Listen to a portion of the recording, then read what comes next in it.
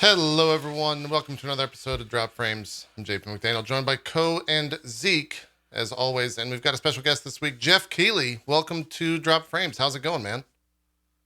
It's busy, but things are good. We're two You weeks away look, from Game Awards. I got to It's say, good. you look super relaxed for someone that seems to be so busy. You're just kind of lounging and hanging Yeah, out. yeah. You have to look. It's a. First of all, it's great to be on, and good to see you guys. But yeah, it's an odd thing this year because normally we're in like a office all together producing the show, and this year we're all kind of doing it remotely from home. Yeah. I won't even show up on the set till like the day we show up. So yeah, it's kind of a strange thing. It's U.S. Thanksgiving, so yeah, you I don't. I always say this to people, but you get so busy that it's like you get past the point of having to worry about it, and it's just like it's just a calmness because like there's so much going on, and I don't know. Yeah, I'm just used to it because I've been doing it for so many years. So yeah, it's stressful, but I'm glad I look relaxed. You have my full attention for the next hour. Yeah, you found your zen, it seems like. I did. You are calm in Absolutely. your craziness. Um, Yep. I think one of the most interesting things about yourself is you've been doing this for so long. You've been working with Game Trailers TV, G4 TV, Spike Video Game Awards, countless E3 events over the past couple of years, and most recently, of course, the Game Awards. But it all started back in Cybermania '94, the Ultimate Game Awards, where you wrote lines for celebrity hosts to read at the age of 14. What the? Yep. How did that happen? What? Who were the celebrity hosts? Do you remember any of the lines? Like what? Yeah, that was well. I started writing as a journalist when I was 13 for a magazine called Computer Game Strategy Plus, long gone, but a magazine that wrote I wrote previews for that, and then yeah, the first thing I did on that was in 1993, and then in 1994, yeah, I worked on Cybermania '94, which was the first awards show for games. It was hosted by the late great Leslie Nielsen from Naked Gun fame and Jonathan Taylor Thomas from Home Improvement, and it Oh my. happened. It was at Universal Studios Hollywood on the set of the like Conan the Barbarian stunt show. You can find it on YouTube. Yeah, this It's this still is up some there. footage right here. This is the There entire you go. event. You get your research. Yeah, that's yeah. I think that was like Herbie Hancock, and yeah, it's insane. So it was produced actually out of Toronto, and like a friend of my dad was the guy that was doing it, and I think he heard from my dad that I was into video games and doing stuff. He's like, "Oh, well, I'm doing this video game awards show, and I don't really know anything about them, so maybe your son can come in and talk to our writers." So I went in and talked about video games. Like, oh, this kid really seems to know games, so let's have him help write the narration for the show. And this is an amazing show. Like like Will Arnett is in there like giving cheat codes out throughout the night, and it's like Hilary Swank and Matthew Perry present an award to Doom for like action game of the year. This is Yeah, like the original Doom I from saw '93. this. There's a Prodigy Yeah. ad and like a call-in number Oh for yeah. Doom. Yeah, it's crazy. So I wrote William Shatner narrates the nomination packages. I think they Of had course he these does. like Sure. yeah, of course. So it was just sort of like they didn't know, they had to like describe these games. So I wrote these little like descriptions of like what the games would be, like what Doom was, what Myst was, what Mortal Kombat was, things like that. And yeah, it's I did that, and I got to go to the show. My dad and I flew down to Los Angeles. I got to sit in the audience. I sat next to this artist, Peter Max, who was kind of a famous artist at the time. And yeah, it was really inspiring for me because there was like the guys from It up there accepting awards for Doom and Ed Boon and all, people that I still work with today. And it was really inspiring me to sort of like be in this physical room where everyone was like celebrating video games. And to a 14-year-old kid, it was just, you know, really meaningful. So yeah, that was the first thing I did. So when people say like, how did you, make the Game Awards? It's like, well, it's really been like a 25-year journey Yeah. of doing these award shows for games that has led us to what we're doing today. Do you remember who won Game of I the love Year what in '94? By the way, Wow, that's a good question. I I'll have want to to. say I it can was like, scan towards the end of the video because I did not look that yeah, it up. was like I think it was Doom or Mist, and then I remember like the late Robert Culp one because it was in the era for acting because it was in the era of like all the CD-ROMs, right? And Phil, oh, there's John Tobias, yeah, yeah, that's yeah, Mortal Kombat. I want to say it might have been like a Philips CDI game or something, or I don't know if they did game there. Yeah, here we go towards the end. Oh, maybe Mortal Kombat one. Maybe here. Let me see if I can find a wiki on it. Yeah, I was gonna say session for my award show from. I think it might have been MK or something like that. State of the art Uh, lasers in the background there. Very nice. oh, it was. I mean, Herbie Hancock performed with his guitar. Like it was. Yeah, it was hilarious. And I want to say it was maybe one of these award shows where like there wasn't a game of the year. Like there was one year when he did the Spike show. It was like the first year they decided to like give game of the year like as the first award in the show, and it went to Madden, I think, or something. And it's like people always like try and reinvent the wheel of how to do this stuff. So I feel like I feel like it might have been MK or MK2. It was Mortal was it? Kombat. Yeah, there you Best go. overall game, Mortal Kombat, determined by a call-in vote. Yeah, that's right. Yeah, that's where you dial the 900 number. I saw that up there. Yeah, so the world has changed quite a bit from back then. Yeah, there's JTT and Leslie Nielsen. So young. That's so weird. Oh, it was so wacky and out there and like unexpected. And he had just, I think he was in the Lion King, and then if you guys remember, there was a Lion King game which was pretty good. Oh yeah, hard as hell. Yeah, it was like awesome animation and like really done. And yeah, I think like Jonathan Taylor Thomas was a voice in Lion King, so there was some tie into that. And Leslie Nielsen was just another like Canadian guy that was, I think, a friend of this producer. They brought in, and yeah, there was, suffice to say, there was no Cyberman 95. But I'm sitting in there, like if you look down, I don't know if you can see me, but I'm sitting in there in the audience as a little kid, which is kind of crazy. So that's where this crazy journey began. Jeez, I'm looking at the 12 categories. Best action adventure game was Doom. Best CD-ROM was Seventh Guest. Best portable game was Aladdin. I guess that was on like the Game Gear, maybe, or the Game Boy, something like Aladdin that. might have been the, I don't know, it was Genesis, because that's when they were doing like the Disney games. There was like Aladdin and Lion King, and that was like, I think it was Dave Perry and a bunch of those other guys at Virgin Interactive that were doing like real like awesome Disney animation in those games. And they did like Cool Spot around then too as well. But yeah, that was probably where it all. Yeah, that sounds right. And it was in the era of like 3DO. And Philips CDI. So there was a lot of like full motion video games. That was, a big thing back then, right? So it's like, post Night Trap, but it was like everyone was doing interactive games. Voyeur is who won Best Actress and Best Actor for Grace Zabriskie and Robert Culp. Yeah, Robert Culp. Yeah, which was, no longer with us, but yeah, he was one acting for, it was some kind of like full motion video thing. And then obviously he went on to do, some other games. After that. But yeah, it was funny. And he was an older guy at the time. I mean, he was probably in his, I don't know, 60s or something when he won that award. He's no longer with us, but yeah, he won for acting. And it was just like, it was a cool experience because you went to the show and then there was like an after party at some, restaurant at Universal Studios. It was just like this excitement around this video game thing, like might actually be a thing. And I was a kid, in Canada, I was still in high school, right? I went back home and had to go do my math homework. But it sort of stuck with me. And again, I really didn't do another award show for probably a decade after that, right? I went off and did a ton of writing and, other things. And then it wasn't really until like Spike VGAs and G4 with G4 and stuff like that is when I kind of got back into it. But yeah, it definitely was like a formative experience being a part of that show. And I think I always carried that forward in my life of like, oh, one day I'd love to do my own version of this. Yeah. Yeah, I was doing research and stumbled upon that. It was a little taken aback that there was a show in '94 hosted by all those people, and you wrote celebrity lines. Yeah. Yep. Yeah. It's one of those things back in the. I'm so glad it's still on YouTube because otherwise I think it would be lost to time. So thanks to the person that had a VHS of it or something and uploaded it. Yeah. Yeah. Is this the kind of situation when even back then, sitting in that audience, you were kind of like, I think I'm going to be up on that stage here in a little bit. Yeah, I don't think I ever said like I'm gonna do this one day. I wasn't that sort of forward thinking, but I think it had an impact on me to be in this room. It was like I was with my dad. It was kind of cool that like like video games were being like respected because again back then like people didn't really think of games as entertainment or thought they were a waste of time. It just wasn't like sort of this wasn't what it is today, obviously. Sure. So I think I was just like, wow, this is cool. People are in like suits and like tuxes and dressed up and celebrating like this little hobby I do in my bedroom playing video games.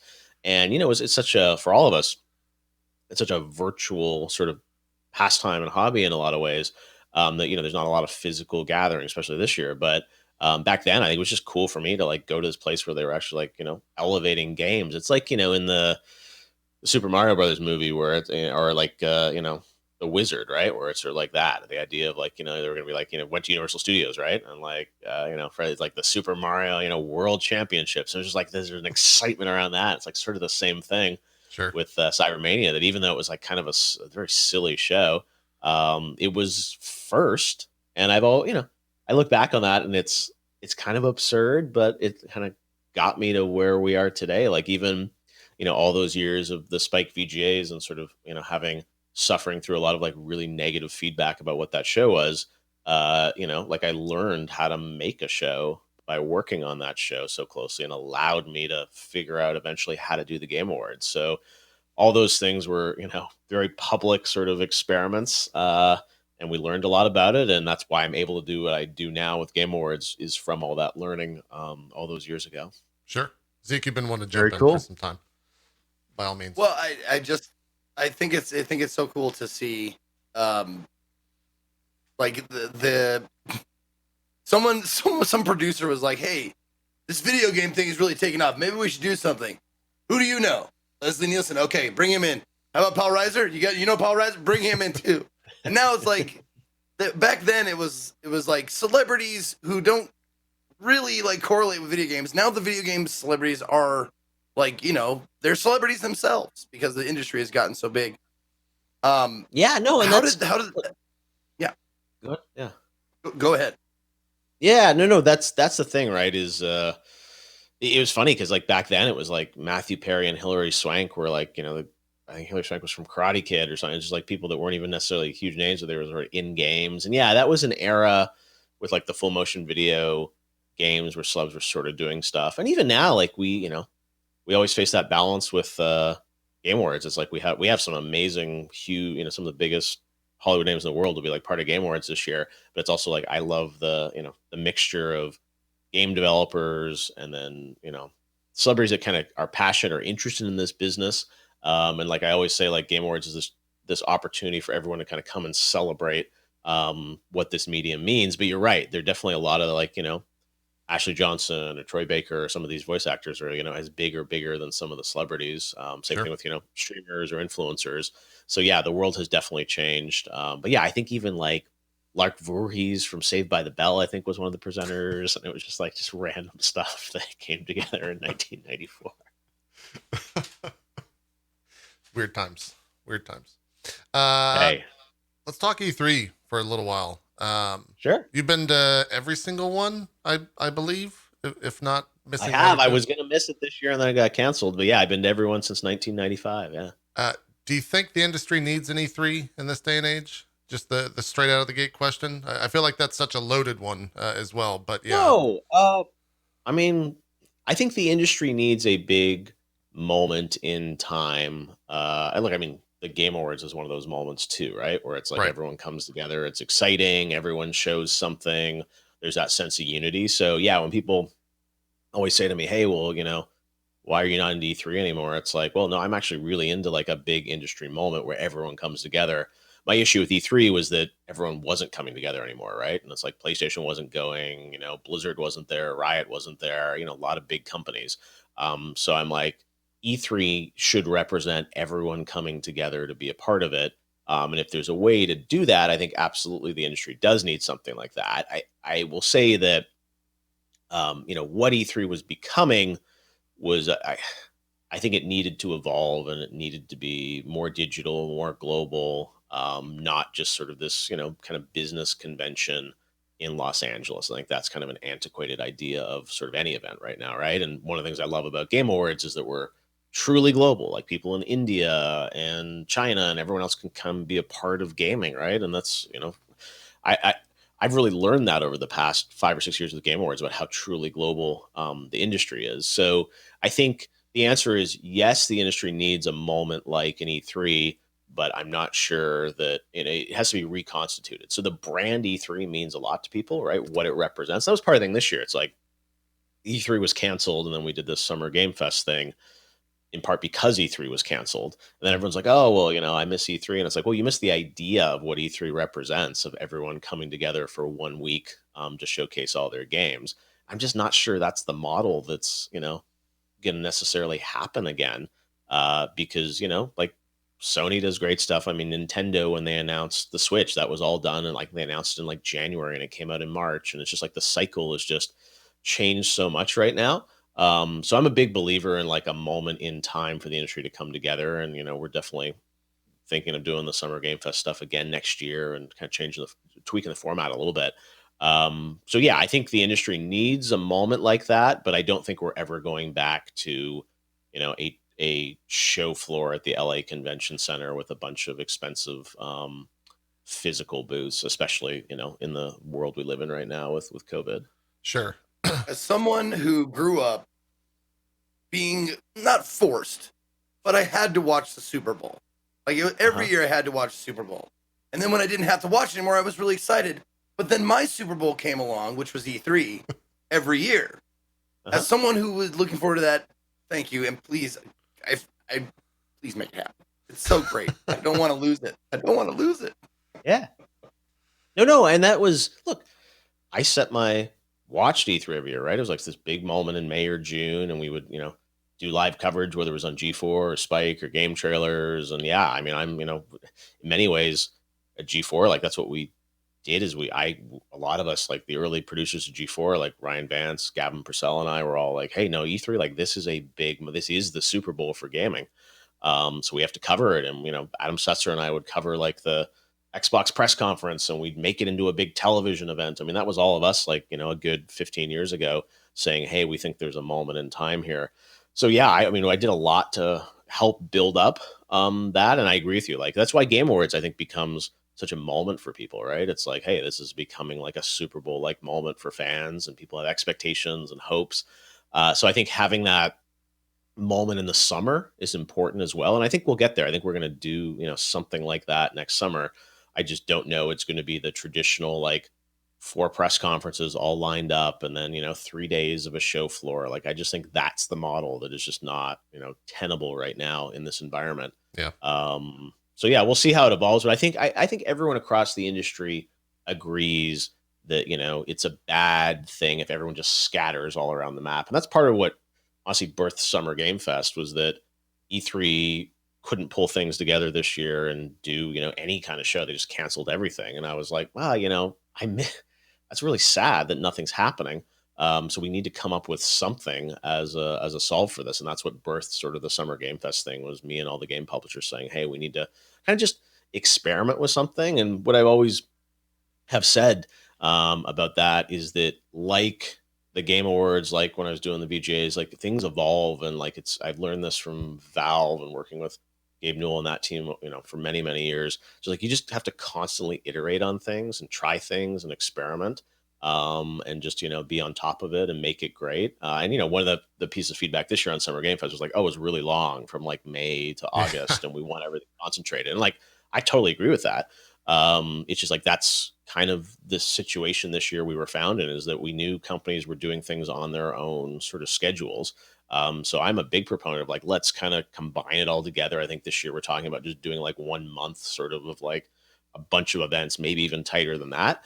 But it all has to cue off kind of what the game companies want to do and how they're approaching things. And I think the old days of sort of saying everyone's got to be lockstep in these 2 days and you all have to do your events, it's just not how people think about stuff, especially the more progressive digital publishers. And what I was really proud of with Summer Game Fest is that we had Riot involved, we had Blizzard involved, we had PlayStation involved, EA, all the companies that weren't really a part of E3 at all. And there's, the industry is so big and vibrant. You kind of can't do an industry-wide event without all those people. And same thing with Game Awards. Like, I'm super proud that every major publisher and developer is, involved in the show. Sure. We'll move on from that. Actually, well, go ahead, Zeke, and then I want to move on from E3. That actually brings me into like the next question. So December 10th is quickly approaching. All the hubbub. Like, what are you doing to prepare for the release of Cyberpunk? Well, yeah. Look, I mean, Cyberpunk was crazy. Like, I'm sorry. No. I mean, it's kind of it's such a weird thing because. We knew that November, it'd been delayed multiple times, obviously, but the November date, they were pretty confident they were going to hit it. And then, we were about to get all the judges and the jury were about to get all their builds to play it. And then, one morning it's like, get the call. It's like, oh, well, actually, no, we're slipping it. and we're not going to be eligible for Game Awards this year. So I was like, oh, that's a bummer. And then it's like, oh wait, and now we're landing it, on the date of Game Awards, which I think it's actually going to come out like the day before. So maybe if you go on, like, I was on PS5 last night, and it's like actually says December 9th there. So I don't know, it'll probably come out the day before or whatever. But yeah, it's look, I'm not, to be honest, I'm not thrilled that it's coming out, the same day of the show. I think it's kind of disappointing because it's like it's a day for the entire industry to come together and no one sort of try and conquest each other, right? And I really try and make the show very fair across the board. And yeah, it's a little weird to have, what's one of the biggest games of the year sort of coming out in that realm. But look, they obviously have faced challenges with the development of that and with COVID. And, this is a year where we've all, it's been rough for everybody. So I get it. It's just, yeah, it's a little crazy. And I think some people thought like, oh, are they going to like live launch the game inside of the awards or something like that? And no, I mean, it's just kind of how the dominoes fell on that one. But yeah, it's a bummer that it's not eligible. And that's something that, we've learned over the years that we just have to like set our schedule and then things will change. Like last year, there was a whole thing where like Doom was originally coming out. It was like November 22nd. And then they bumped it to March. And that was the whole thing. Was it going to be eligible or not? So game releases shift and we just have to have, we have this similar calendar every year for the show. And then, yeah, Cyberpunk will be eligible, next year at the show. Sure. It should be. Yeah. One of the fun tidbits I found is in 2015, you told a New York Times reporter that you put up $1 million of your own savings to finance the first Game Awards. When was that first sigh of relief after such a personal investment? Yeah. I don't really know you ever have a full sigh of relief. Sure. You can kind of, it's like a hamster on the wheel, right? You sort of like, initially I was like, yeah, I could have, instead of buying a house, I'm buying, I'm making the Game Awards kind of thing. Right. And it was sort of like, that's where it started. And, it was, I guess the first sigh of relief is when it actually happens. Right. And that first year, like we pulled that together in, I think the show in like 8 weeks. And we did it from like the Britney Spears Theater in Las Vegas because we didn't have enough money to like make our own set. So we went to Britney and said, hey, can we like borrow your stage? And if you actually go back and watch the first show from Vegas and you pull up Britney Spears' old residency show in Vegas, it's the same set, right? People are like, well, how did they make this big set with all these lights? I'm like, it's just Britney Spears' set. We just got rid of like the circus ring and, a few other things. It's like the same video wall. So that was like, the sigh of relief was just like, hey, we did it the first year and like people supported it. But yeah, and again, like now we're in an enviable state that like we know people are going to watch and, I don't feel as much financial risk, but look, this year, to be totally honest with you guys, like it's been scary because, I don't have a big corporate backing and like, who knows what's going to happen like with COVID and like, are we going to have to, will the show not be able to go on or will we have to like change something? So there's like a lot of just risk to that. And every year, like I start from scratch, right? Like I always say that every year we have to earn everyone's business and sponsors and supporters and stuff like that. So we start square one every year and I have no idea where it's going to kind of net out with sponsors or anything else. And I set that as a mark for me that I need to like go out every year and convince people that this is the right show to do, that we're the right people to make it. So yeah, there's a lot of pressure, but I would say, I guess after the biggest sigh of relief was honestly after the first year when it's like, hey, we did it. And even though we weren't like profitable on it, it was just like, I felt a good momentum around it. And that was coming out of many years of doing like the spike shows where people would be, not happy with it. And I always would joke, I would like have to go on my apology tour sort of in January to like sort of, tell people about like, here's what we're going to do better or different. So it's just nice, honestly, to get like a really positive reaction the first year that we did it. Sure. One of the more common conversations I kind of see about the show is this balancing act, and you kind of touched on it as well, of, on one hand being an award show and the other hand being like a marketing event. What do you say the event is at the end of the day? And you can't say it's a celebration of games.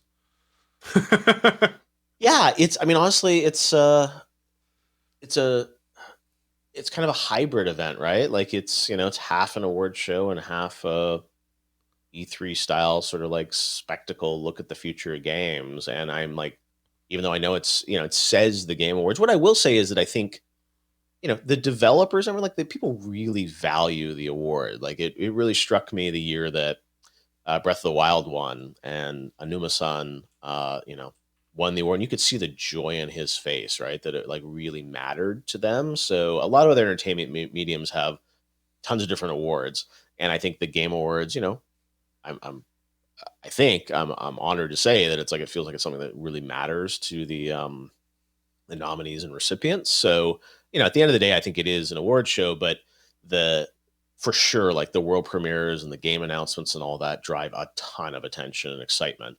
And I think that kind of alchemy of awards and premieres is what drives massive viewership. So I always say the world premieres and the announcements are what gets people there. And then when they're there, we kind of feed them the awards and get, expose people to amazing games inside of the show. And that's what I love is like when developers come back to me after the show and say, hey, we sold a ton of copies of Dead Cells or Cuphead or some of these smaller games that are Disco Elysium or all these other games that like people have played, but when they're in the Game Awards, like a lot of people act on that. So yeah, to answer your question, I think it really is just sort of it's a big moment for games. And that includes sort of the year that was and the year that will be ahead and further out. And that's, some people always say you don't present enough awards, or it's like, oh, it's the game advertisements and it's all about, Right. kind of, trailers and commercials for games. And like, yeah, but when I go to the movie theater, like when I used to go to the movie theater, like I like seeing the trailers before movies, and like I like going to Comic-Con. I like going to E3. Like E3, we're all talking about I'm like it's a big marketing event for games. So I don't mind that comparison at all. Like we get excited about seeing the future of games, and I always have treated it like it's an exciting moment to see new game announcements and see what the future of this industry is, because games only get better every year, right? Like this industry is at the cross section of like entertainment and technology. And what that means is like, yeah, this year's games are great, but next year's are going to be even better and even better than that. So when we play Cyberpunk, we're going to be like blown away. It's like, this is incredible. And we know there's going to be something better than it in like a year or two. And that's what really drives the announcements in the world premieres, I think, is that forward momentum and excitement about, the games that are going to define the future of this industry. Do you guys try to ride that 50-50 split as close as possible, or is it more just like, hey, Yeah. this is how it's going to go, and that's how it goes? No, I mean, we're pretty conscious of like trying to balance it out. And yeah, we like this year, I think, again, the show will be a little bit different this year just in terms of the format, because nominees will be there virtually versus in person. But yeah, we're still doing the same number of awards that we always do in the show. Yeah, we have, I mean, a lot of games and like, lengthy world premieres and content in there. So I don't know. It's a balance, because I think there's a certain percentage of the audience which is really passionate about the awards. But I did a poll on Twitter, it was like a year ago, and I said, hey, what's your most important aspect of the show to you? That's like 80% of the people on the poll were like the world premieres and announcements, right? And that's just like drives so much of the viewership. But yeah, I am conscious of trying to balance it, and you can kind of come down on either side of that coin. There'll be some years or some people that'll say, hey, too many awards, and then the other people say like not enough announcements or not the right announcements. Like I just have to own that it's always going to be a balance, and we're never going to get it right for everyone. And that's just, I accept that. And we're conscious of it, and we're always thinking about that and the right way to do it. And people legitimately after this year's show will have an opinion on sort of, was the balance right or not? And yeah, all I can tell people is like, we think about it, but we all have lots of different masters to serve on that, and find the right way to sort of deliver against it. So we'll see. Sure. I mean, the awards are really important, but I also, like, what I will say is that we try and be really diverse in the awards we present in show. So it's really important for me to like present our games for Impact Award, which is pro social, to present, awards that recognize a bunch of different games, right? So it's not just like, oh, it's, a battle between The Last of Us and Hades and Ghost of Tsushima, and that's every category. It's like, those games are nominated in 10 categories, or Last of Us is. And I'm like, no, I love to show a diverse group of games, and also do things that, like our Global Gaming Citizen program that we do, or this new thing we're doing called the Future Class, that kind of recognize other voices across the industry. Because the awards can also get, a little repetitious when it's sort of like the same games, in our craft categories. it's almost the same 5 games, I think, across the board for like art direction and audio design and all that. So we try. I'm conscious of also trying to recognize a variety of different games. Like at the Emmys this year, like Schitt's Creek won like the first 8 awards. Everything, and it was yeah. just for them again and again and again. I'm like, yeah, it's cool, but as a producer, like it's not great. And again, we don't know who the winners are. We just, we find that out before the show, and it's sort of, we do the show that we do. So we have to guess sometimes on sort of the ordering of things. But yeah, I mean, I am definitely conscious of trying to get as many different types of developers up there to introduce their games for premieres, to be, as nominees. And then we sprinkle in sort of some cool, guests and celebrity talent to present the awards as well. Sure. I've got a couple questions on the marketing, and I think Zeke has some in terms of the voting process. Yeah. When it comes to like getting big trailers or getting the big announcement, right? Do you go to them? Do they come to you? Are you chasing rumors down about games that might exist? Is it everything? Like, how does that break down? Yeah, it's a little bit of everything. It's always funny because online, everyone's like, have you gone to ask for this game or that game? I'm like, believe me, everything that people have asked for, I have asked the same question. And, every year I'll go ask Valve, how are we doing on Half-Life 3 or something? And it's like, I don't make the games, right? And that was my biggest fear this year, to be honest with you, is that we were going into the show, and with COVID and work from home, I was like, what if this is a year where there's no games to announce? Because everyone's delayed or whatever. And, that's the one thing I can't control, is just like, I don't make the games. So, oftentimes they're games that we're really excited about having in the show, and then they drop out like, a month or two before the show because they're just not ready. And I can't force people to show up. These are creative projects, and they're, delays and things on games.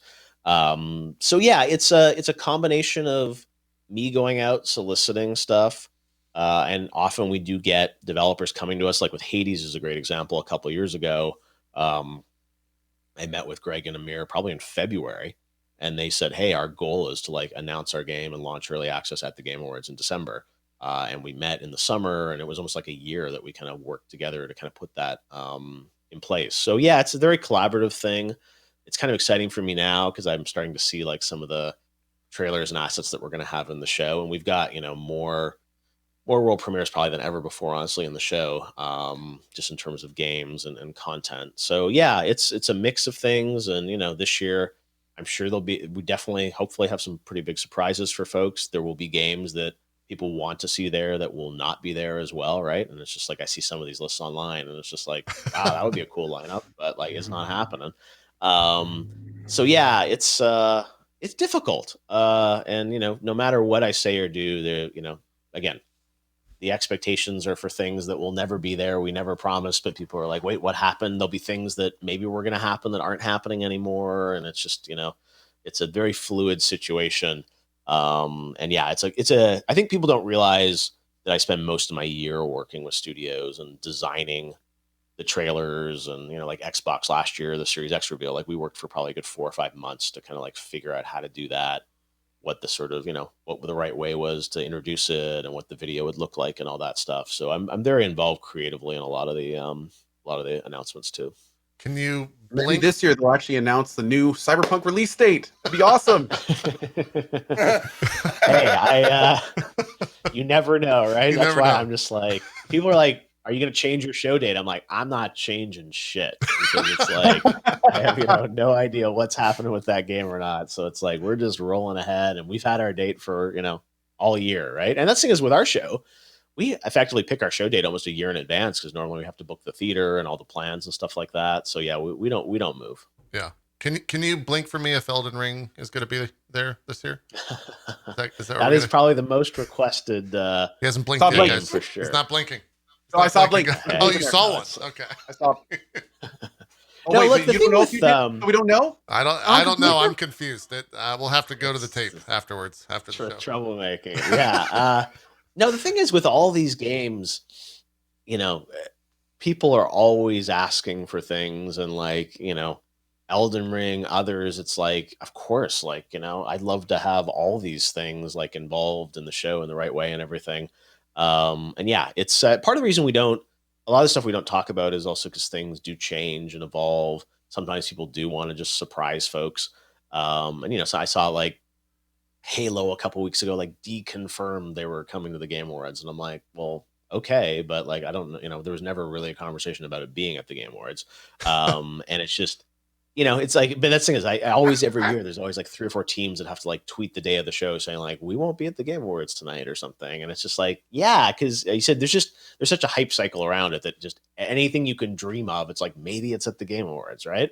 That's kind of cool for you, right? That's got to be awesome. Yeah, it's cool, but it creates pressure, because then when those things aren't there, people are like, oh, I thought it was going to be there. It's like, well, we never said it was. But you're right. It's cool that there's high expectations, but like anything, it's expectation management. It's like, how do you then, when those things, a certain thing isn't there, then people are like, well, why wasn't it there? Or why was it there? And then hopefully there are also, great times where we do surprise people. It's like, oh, wait, I didn't know that was going to be there. And I think what often happens with our show is that we sometimes have like a different set of games than the sort of the general rumor list, because people only will talk about rumors of things that they kind of know are happening, right? And it's always kind of fun to like last year, nobody predicted the new Xbox was going to be revealed. Yeah, that was kind of wild. Just like out of nowhere.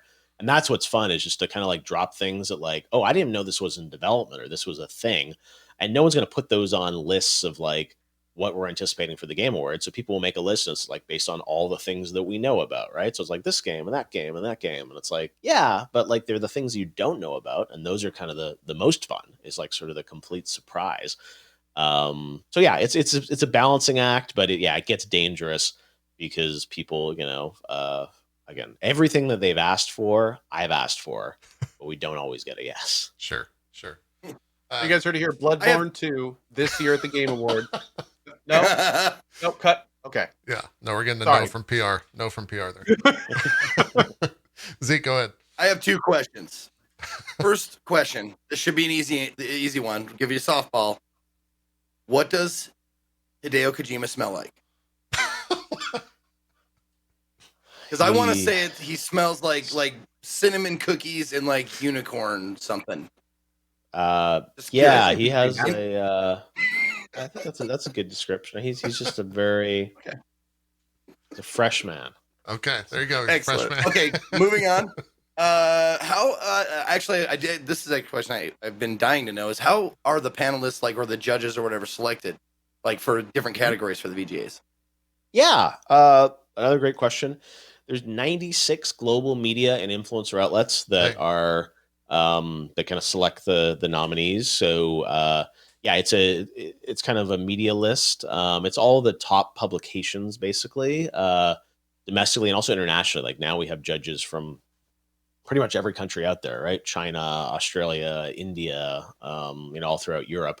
And the judges, it's really less individuals and it's more what we call outlets, because it's really hard to have one person that can, play all the games in a year across all the genres. There's just like so many hours, right, to play a game. Like if you're watching movies, you can kind of 2 hours and watch a bunch of movies. But like some of these games, it's like, oh, that's like 50 hours of this or 50 hours of that. So we go with the publication model, because then, IGN will have all its editors play across all the games, and they'll kind of amalgamate that into their ballot, and then that comes to us as the overall IGN ballot.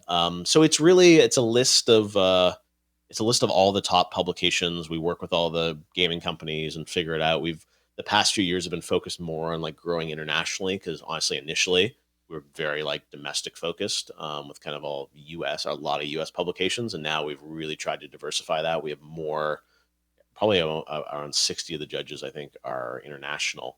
And yeah, it sort of evolves every year. And then that group sets the nominees. And then the winners are selected by that group and our fan voting that's going on now on the Game Awards website. Is there like a criteria for the judges? Like you must have finished this game to vote on it, or do you fact check that? Like, or is it just kind of, we hope that you experience the full thing? Yeah. So each publication, they work with their team to figure that out. What we do say is like, don't vote in categories where you're not familiar with all the nominees, right? So if like, your publication doesn't cover sports racing games, like don't submit nominees for that. So yeah, we ask people to sort of self-police in a way around that, sort of deciding like what they should vote on or, not vote on. And as you said, like there's certain categories where people just aren't familiar with sim strategy games, and like there are other publications that are more experts in that.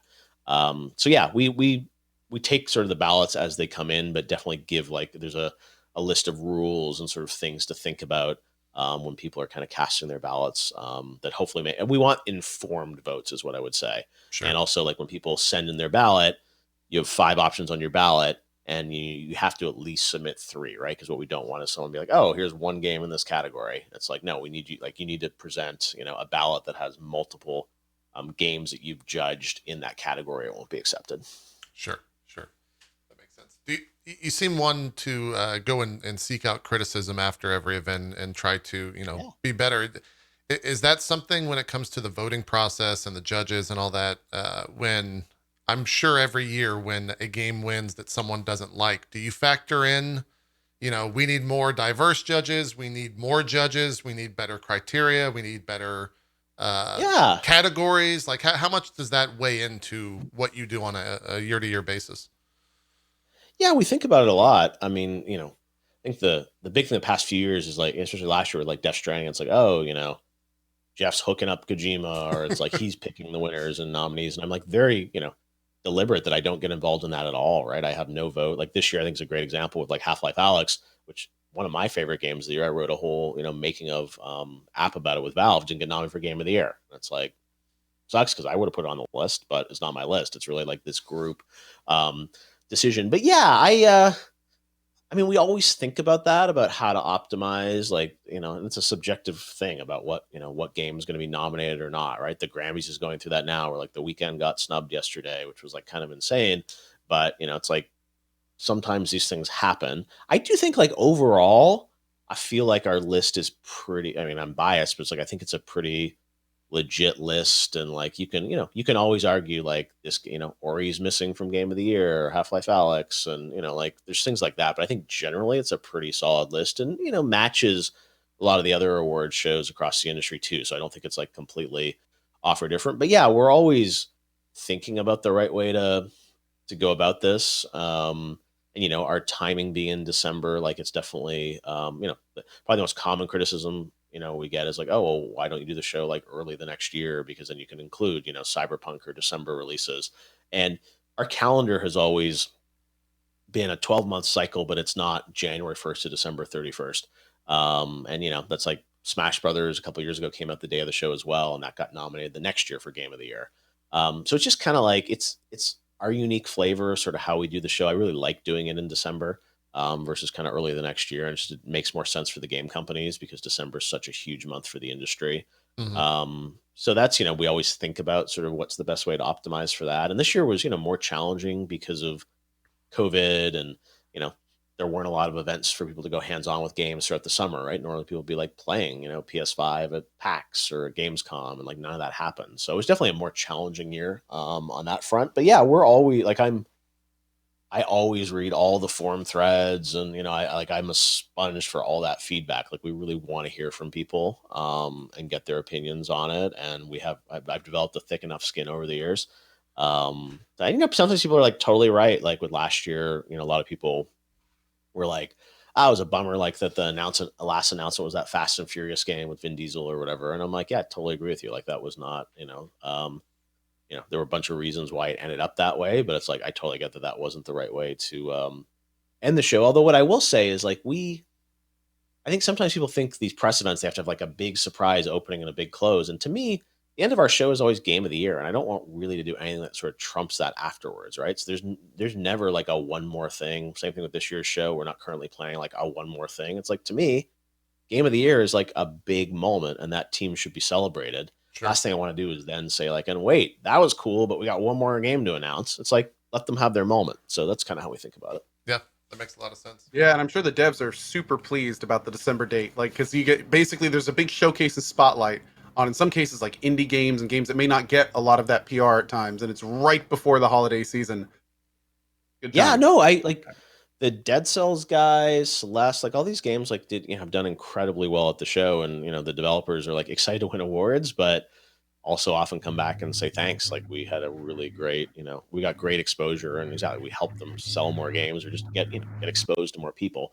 So yeah, the December thing works for a bunch of reasons, and also this year like we'll have games and content launching the night of the show, and new updates on games. Like you probably saw, Among Us is already teasing we're doing something really cool with them to kind of reveal the new map and stuff like that. So yeah, there's a lot like going on inside of that date. And yeah, it's unfortunate that Cyberpunk moved to December, and it's just this stuff tends to happen, and it'll be picked up next year, and we just have to keep our cadence, because the minute we're like, cool, we're going to move this to January, and then it's like, how does that cascade to the next year? And it works really well, as you said, the timing we're at. So I don't think we're going to be changing that. Sure. That makes sense.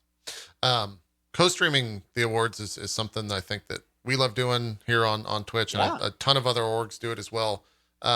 With the advent of DMCA kind of coming down on Twitch this year, are you at all cognitive or aware of, let's try not to put the latest and greatest licensed music in here so that we don't have partners getting or creators getting, DMCA'd live while covering the event?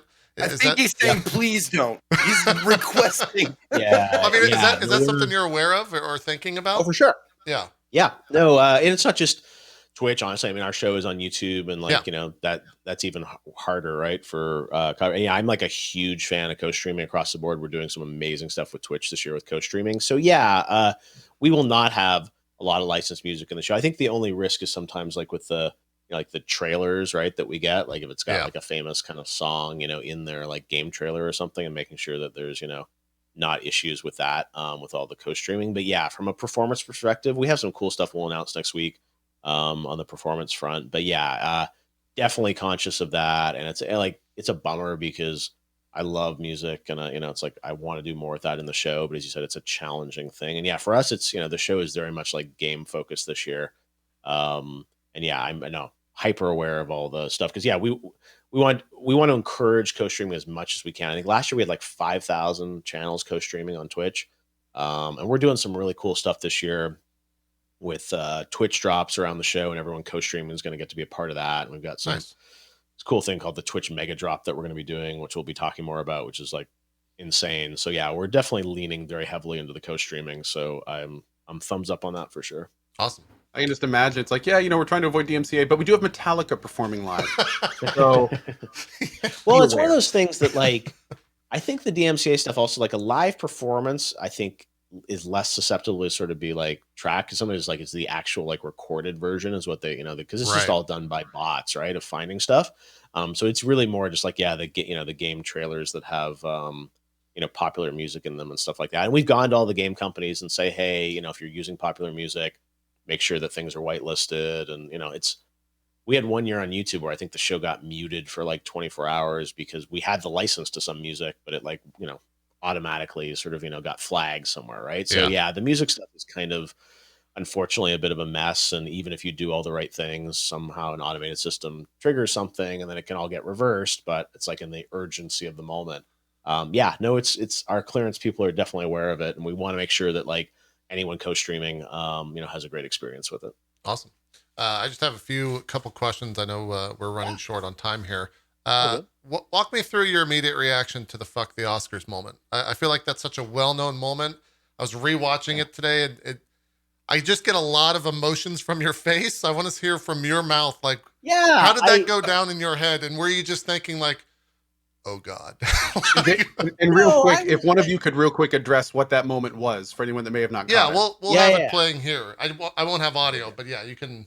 Yeah. So this was Joseph Ferres, who I know pretty well, is a good friend of mine.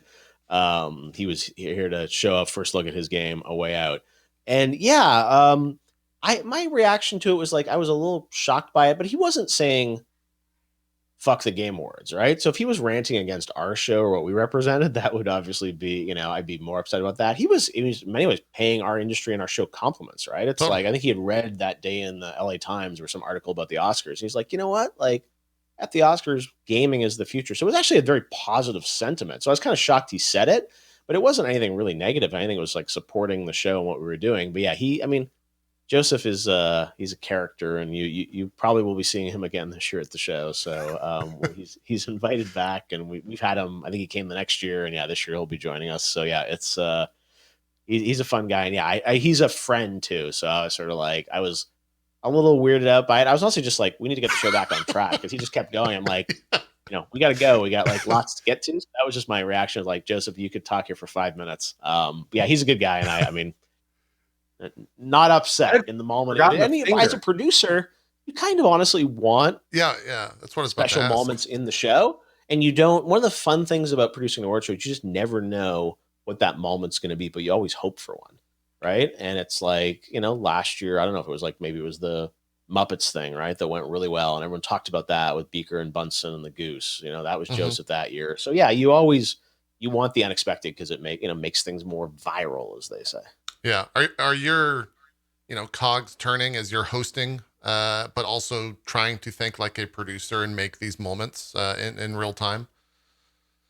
Yeah. I mean, once you're in the show, it just kind of is happening, and yeah, you hope for those moments, but also like you don't know what people's speeches are going to be, and hopefully there's someone that says something like really powerful and resonant with their speech, right? And I don't control that, so yeah, you do hope for that stuff.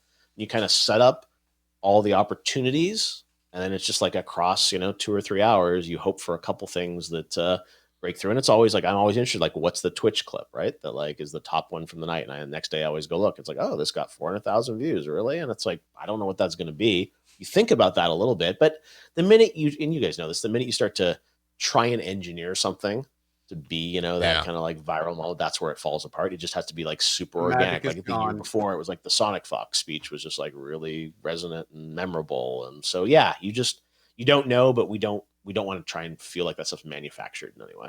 Yeah, makes sense. Maybe our F the Oscars guy could comment on DMCA this year. That'd be great. I got something to say about DMCA. You should bring him on. You should bring Joseph on this show. Yeah. We'd love to talk about it. That'd be great. Make it happen. Yeah, no, all that stuff. Like, I've been really progressive, and we were talking before we went on about DJ Wheat and Twitch. Like, I've Cohh from day one. I've been a huge fan of it, and like I just think I'm very open about the distribution of our show. I want every platform to run it, every creator. Like, we're not all precious about like you can't touch this. So yeah, I'm like all the DMCA stuff I've never really understood, and I'm just like, I mean, I understand it, but I just think it's detrimental, and especially now with music, like there's so much discovering songs through Instagram and TikTok and all these other platforms. Like, it's just so positive to actually get stuff out there and have people kind of experience it. So I hope that, will get solved. And for our purposes, yeah, we want to actively encourage as much sharing of the show as possible. Cool. I know from your social media, you're a huge fan of the Muppets on.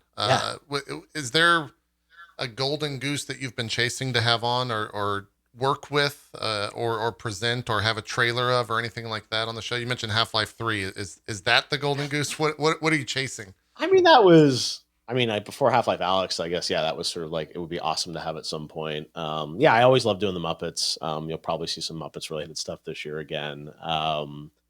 I don't know what that one game is. I mean, look, it would be awesome to, I don't know, like, we always love Rockstar, right? And it's like, get them to do something really big with us one year to announce a game, or I don't know, like, the hardware stuff was amazing, right? With Xbox, like I never thought we'd get to reveal a piece of hardware, right? So I don't know, like all these companies can also announce on their own and do just fine, right? So like we're an opportunity for people, but it's no longer like you have to do something at Game Awards. You can do something at a different time of year or whatever. So yeah, I mean, you always have, I would love, I mean, if and when Half-Life 3 comes out, sure, it would be awesome to like announce it, but they also might just like drop it on, the Valve Twitter or something. The Valve way, right? So, yeah.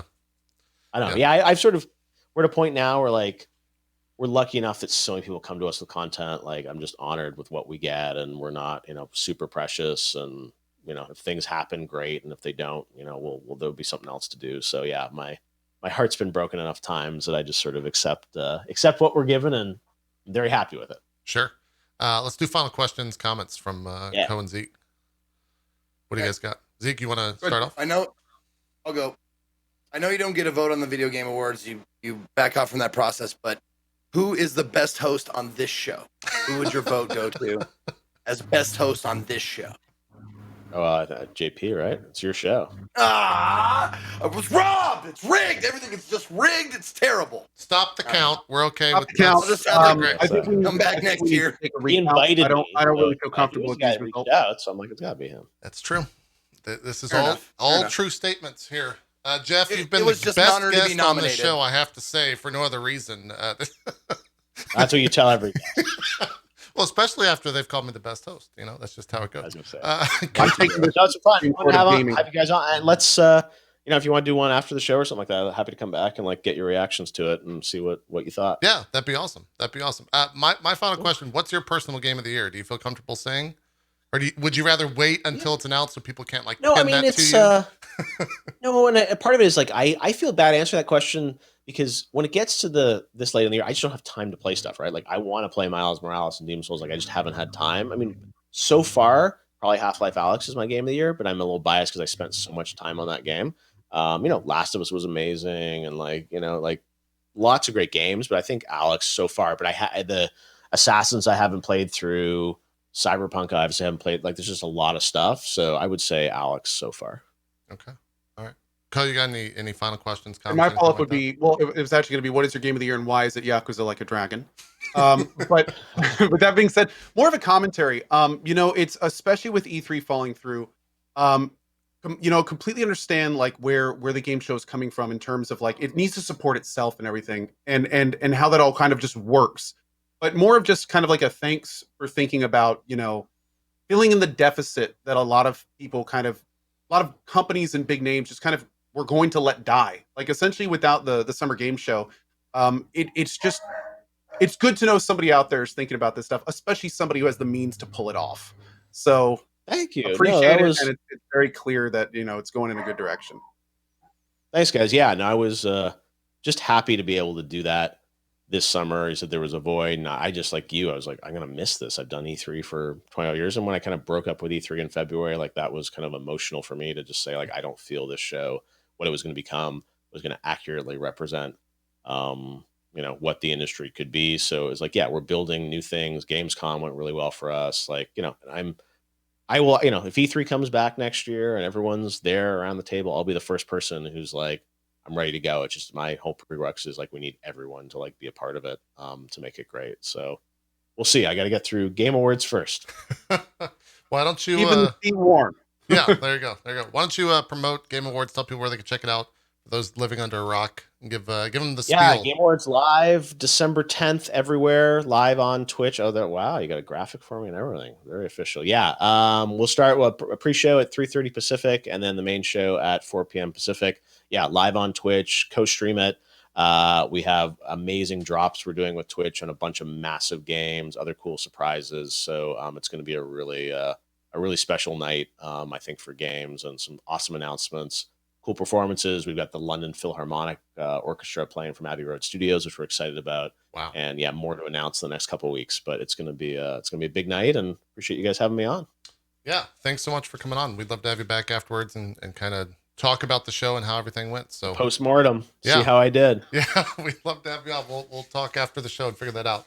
We're gonna take a Awesome. break. We got, well, Thanks, Just guys. picture him in like a Hawaiian shirt with like an umbrella drink, like I might be in Hawaii. Stay tuned. oh, okay. All right, there you go. Who knows? We're gonna take a I break. don't know with COVID. We'll be back with more drop frames right after this. Geoff, thanks so much. Good luck with Thanks, the Game guys. Awards. See you We'll soon. see you soon. thanks, Jeff. Thanks, Jeff. Yeah, bye.